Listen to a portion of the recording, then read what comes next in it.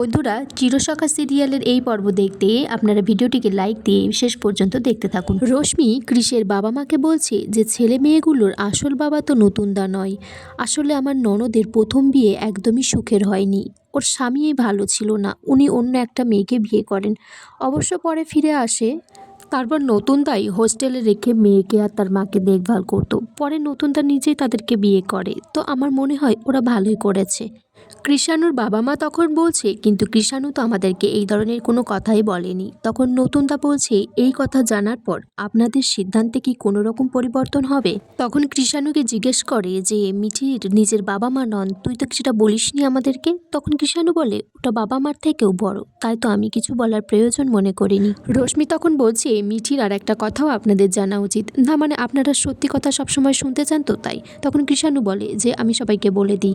তখন মিঠিও বলছে যে হ্যাঁ, পররা যদি পরে জানতে পারে তাহলে অনেক খারাপ ভাবে তারা। বাবা মা তো উদার মানুষ, তারা জানেন, তাই তারা কিছু বলছেন না। মিঠি বলছে, আমাকে যারা এখানে দেখতে এসেছে আমাকে দেখার সাথে সাথে একটা কল্পনা করে নেওয়া উচিত। আর তাছাড়া আমার মামির বিয়ে ভাঙার একটা সম্ভাবনাও তৈরি হলো। কৃষাণু বলছে, এই কথাটা আমি আমার বাবা মাকে জানিয়েছি, কারণ তাদের জানানোটা আমার কর্তব্য, বাকিদেরকে আমার জানানোটা কর্তব্য নয়। কারণ তুমি তো তাদের বাড়িতে গিয়ে থাকতে যাচ্ছ না মিঠি, তুমি আমাদের বাড়িতে থাকবে বিয়ের পর। তখন কৃষাণুর মামি মামা বলছে যে মেয়ের মামি মামা হয়ে যদি সবটা জানতে পারে তাহলে আমরা ছেলের মামি মামা হয়ে কেন জানতে পারবো না। বিটি তখন বলে দেয় যে ও যখন কৃষাণুদের বাড়ি যাচ্ছিল তখন কিছু দুষ্কৃতী ওকে তুলে নিয়ে যায়, সারা রাত তাদের ডেরায় রেখে দেয়। আর সারা রাত রাখার পর আমি ভোরবেলা ফিরে আসি, আর সারা রাত নিশ্চয়ই তারা আমাকে পুজো করেনি।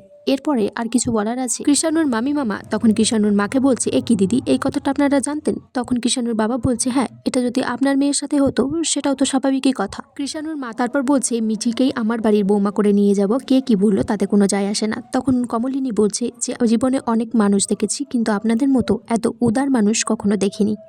মিটিল তখন বলছে যে আমাদের পরিবারের মধ্যে এমনিতেই ভাগ বাটোয়ারা আছে, তাছাড়া মিঠিকে অনেকেই সহ্য করতে পারে না। আর তাছাড়া আপনাদের দিক থেকে সমস্ত সত্যিই যখন বলা হয়েছে তখন আমাদেরও সেই দায়িত্ব আছে বই কি।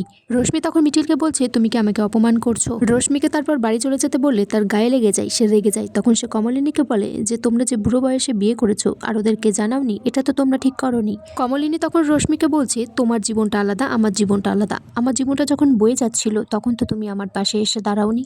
রশ্মি তারপর সেখান থেকে চলে যায় আর বলে যে আমার যে অপমানটা করলে সেটা কিন্তু কখনো ভুলবো না। এদিকে কৃষাণুর বাবা মা তার দাদা বৌদি আর তার জামাইকে বলছে যে তোমরা এখানে এসেছো মিঠির ব্যাপারে সবটা জানার পর, যদি তোমাদের মনে হয় যে তোমরা বিয়েতে আসবে না তাহলে এসো না। কৃষাণুর মামা তখন বলছে, আমি তো ভাবতেই পারছি না আমার একমাত্র ভাগ্নে এই মেয়েটাকে বিয়ে করবে। তখন কৃষাণু বলছে, তোমরা যা বলেছো যথেষ্ট বলেছো। কৃষাণুর মামি তখন বলছে যে কৃষাণু, তুই একবার তোর মামার কথাটা পুরোটা শোন, তারপর তো বুঝবি। তখন কৃষাণু বলছে, আমার বোঝা হয়ে গেছে, মামা কি বলবে। আর এখানেই আজকের পর্ব শেষ হয়ে যায়। বন্ধুরা, তোমরা কমেন্টস করে জানিও এই পর্বটা কেমন লাগলো।